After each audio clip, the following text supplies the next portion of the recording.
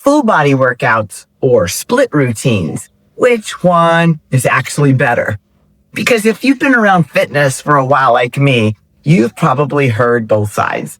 Some people will tell you full body is the only way to go as you get older.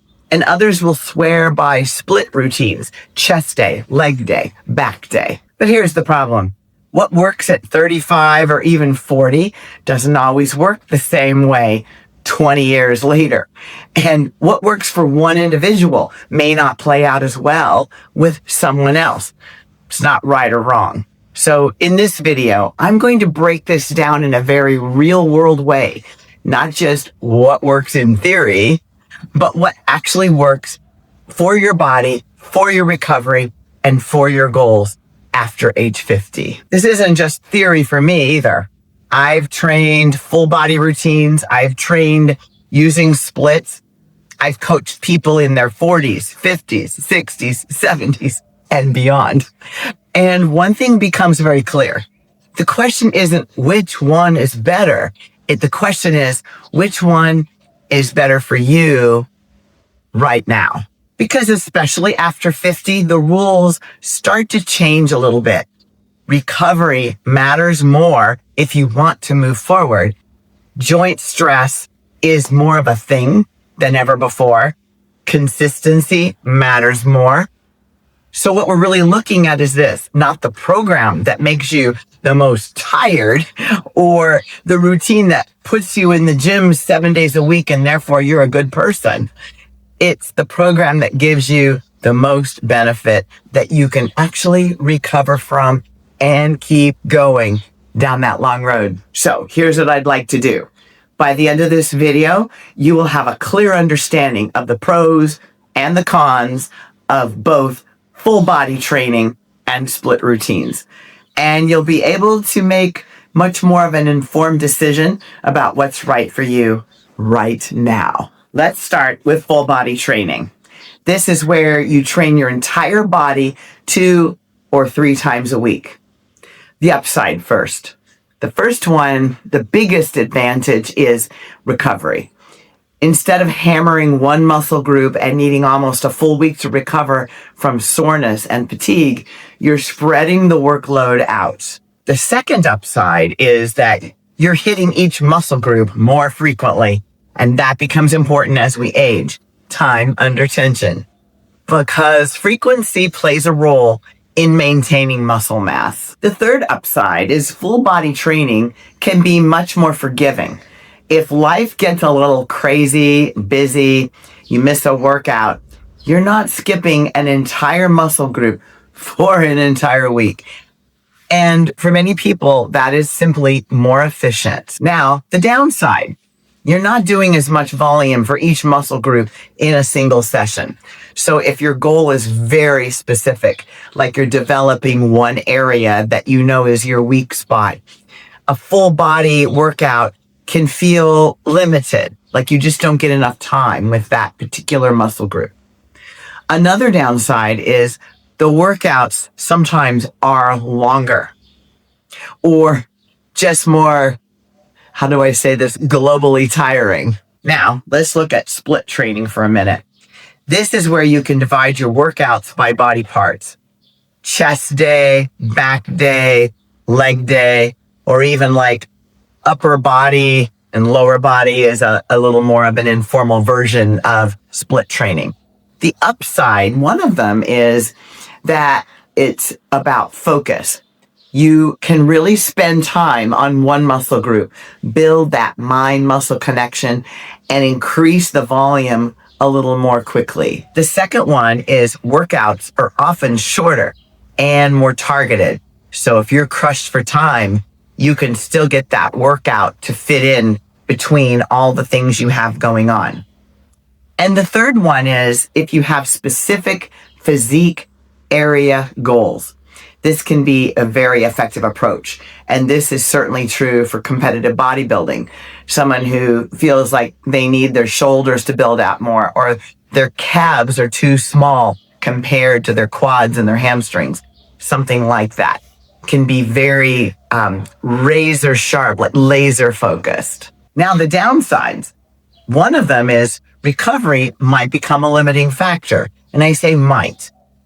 I'm not just talking about muscle soreness here. I'm talking about joints and connective tissue, your nervous system. Those things, the recovery usually trails behind your actual, just your muscles or your energy. They take a little longer to recover. When you do a heavy leg day, for example, you may need more time to recover than you used to. And a second downside is if you miss a workout due to life interruptions, you may not have time to train that muscle group again for a whole nother week. That lower frequency can actually work against you, especially when your goal is to maintain or build muscle as you age. So when we put these together side by side for comparison, full body training tends to give you more frequency, better recovery balance, and steady consistency. That's that tortoise and the hare. And split training, though, can give you more focus, more volume per muscle, and more specialization. The important question becomes this: which one can your body recover from consistently? For many people over 50, full body training can be an excellent foundation, especially when you're just getting started, or you're coming back after a long break, or you're just navigating a busy season of life. I'm thinking right now, one of my clients is a tax preparer, and she is like, "Wah!" because tax day is very closely approaching. By the time you see this video, it will already be past. But that's just a quick example I can think of how life can get in the way.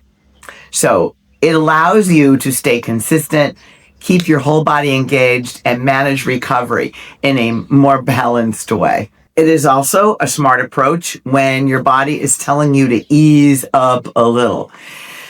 Those times when you feel just more fatigued for some reason, you just wake up, even though you slept okay, just kind of feeling a little off, or not just quite bouncing back the way you used to. On the other hand, split training can be incredibly effective when the right pieces are in place. If you're recovering well, if you're consistent enough, and if you have specific goals like bringing a particular muscle group or refining your physique, split routines can allow you to focus more deeply and apply more targeted volume in very specific areas.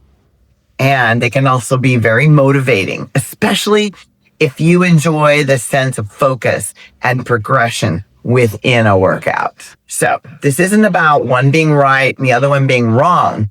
It's about knowing when each approach would work best for you and being willing to adjust as your body and your life changes. The most successful people I've worked with over 50 don't marry one approach. They learn how to use both at the right time. So the best program is not the one that looks the most impressive on paper, not the one a young fitness influencer is demonstrating, not the go heavy or go home voice telling you what you should be doing. It needs to fit where you are and what chapter you're in right now. And where are you right now? Are you going full speed ahead? You're on a roll? Or are you just getting started and you're a little tentative about what's the right thing to do? Are you coming back after a long break? Either life got in the way, or you recovered from an injury, or you have worked out 10 years ago and now you're realizing you let it go and you need to get back into it. You feeling a little worn down or dealing with something that's creeping in. These are all signals worth listening to and help you inform your decision about where to start. And the good news is you have options. You can choose the approach that fits you right now and pivot when you need to because you're paying attention and you're in this for the long game, right? Recovery, the pace of everyday life, and staying consistent over time. These are the things that really matter when deciding whether a full body or splits are right for you. If this helped clarify things for you, let me know in the comments. Are you doing a full body workout, or are you doing splits, or are you alternating when needed? Your experience might be exactly what someone needs to hear. Let's keep moving forward. And remember, aging strong is our next power move.